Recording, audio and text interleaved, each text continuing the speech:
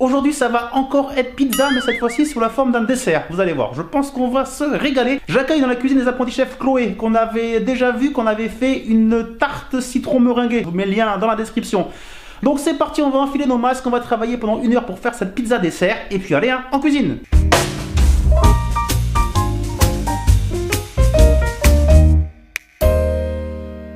Les apprentis chefs, bonjour, j'espère que vous allez bien et comme d'habitude que vous avez très faim. Bonjour Chloé. Bonjour. J'espère que tu es en forme. C'est bon, nickel. Pour faire cette petite tarte qu'on va appeler allez, la tarte pomme tatin. On va s'y mettre, j'espère que tu es prête à travailler. Parce que là il y a vraiment du boulot. On va commencer tout simplement par les pommes. Première mission, on va éplucher les pommes en quartier et les faire revenir à la poêle dans un peu de sucre. Puis on va mettre des épices, on va voir un petit peu comment on improvise cette recette. Première étape, les pommes. Allez, saladier, un couteau si tu as besoin, un épluche légumes qui fera épluche pommes. Et allez, au boulot. Vas-y, tu gères. Ouais. On est mal, je vous assure, début de vidéo. On est déjà mal. C'est chiant. Voilà, on arrive au bout. Ouais, on arrive au bout. Avec un petit peu de difficulté, mais on s'en sort. Non. On va faire fondre une belle noix de beurre. Les pommes, enfin terminées, avec la noix de beurre. 50 g de beurre, hein. C'est comme ça. Voilà. On va ajouter du sucre.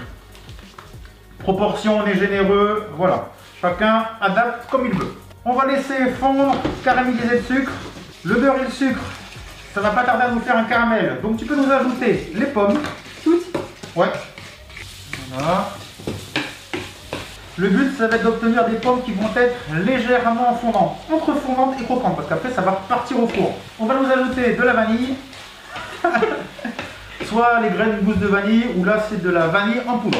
Nous avons retiré nos pommes du feu, environ 10 minutes, là voilà. Elles sont ni trop fondantes, ni trop croquantes, impeccable. Puis on voit bien la vanille par-dessus. Une fois qu'on a retiré les pommes, il y avait un peu l'eau de cuisson des pommes, il restait le sucre, le beurre, on a fait un petit caramel qui est juste là, on va s'en servir tout à l'heure, ça sera la base de la pizza. On a récupéré un petit pâton, pâte à pizza, vous avez la recette sur la chaîne, cette pâte à pizza est toujours vraiment incroyable, super bonne. On va étaler la pâte, à la main ou avec un rouleau? Avec un rouleau. Avec un rouleau, bon les Italiens nous pardonneront. Bon, la main. Allez, rouleau.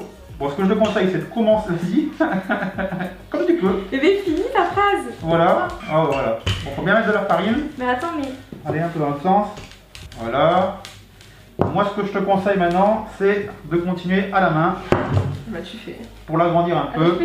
Voilà. Tu peux la faire tourner si tu veux, mais... Attention, Attends, suite de la recette peut être délicate. Non, mais arrête. Non, mais arrête. Voilà. Tourne. Ah, pas trop mal. Faut essayer de faire quand même une pizza assez épaisse, hein. Voilà. Ça te va? Un peu plus, un peu moins? Comme ça, c'est bon, c'est nickel. Allez, on va pas s'embêter, on va la mettre dans un moule. Vas-y, on va finir de l'étaler. Allez, base de la pizza, c'est pas une sauce tomate, c'est pas une base crème, c'est une base caramel. Caramel. On a réchauffé un petit peu le caramel, hein, qui s'était durci. Allez, voyons voir comment on peut faire ça.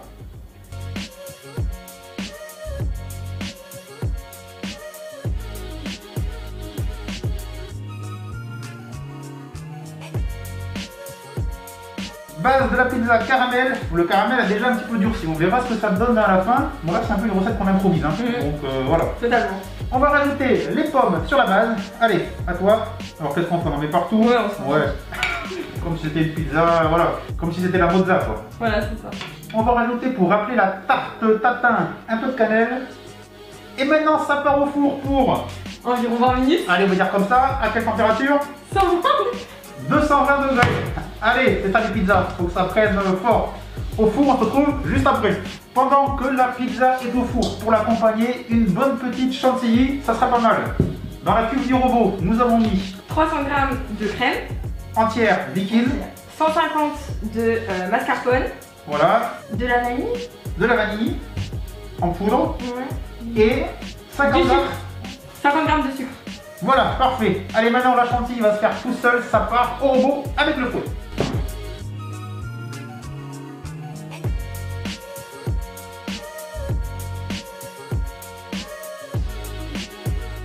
Ça vient de sortir du four. Alors elle est comment? Magnifique. Cette pizza pomme tatin. Assez incroyable, hein. Elle est trop belle. Les pommes bien cuites, le caramel a coulé un peu partout.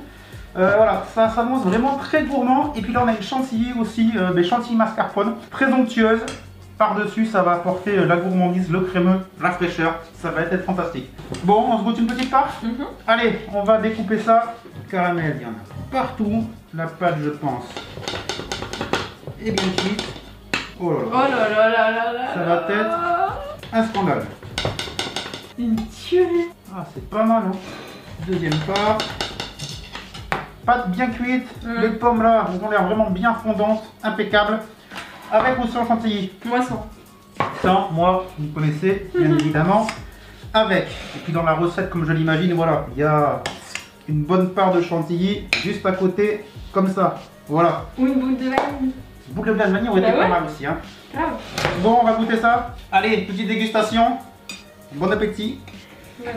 Alors, ce qui est sûr, c'est que la pâte est vraiment très bien cuite. Les pommes ont l'air moelleuses. On va goûter d'abord sans la chantilly. Bon, c'est vraiment quand même. Ah, c'est bon, hein. Ah ouais. Alors, il y a une très bonne recette de dessert, ça c'est sûr. Il n'y a pas photo. On sent vraiment qu'on a une pâte à pizza.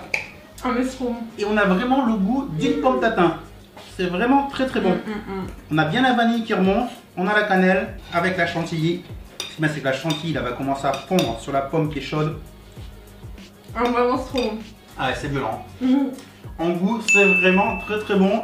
C'est un dessert idéal. Même si c'est une pizza, bon, c'est toujours un petit peu lourd, mais c'est vraiment trop bon. On va finir ça. Je pense qu'on n'a pas le choix. En tout cas, on espère que cette vidéo vous a plu. Au passage, hein, vous pouvez retrouver Chloé, qui est photographe sur Bordeaux. Voilà, ça c'est important. Donc on vous met l'Instagram ici dans la description. Ici, Voilà, ici, partout. partout, Il s'affiche partout. Incroyable.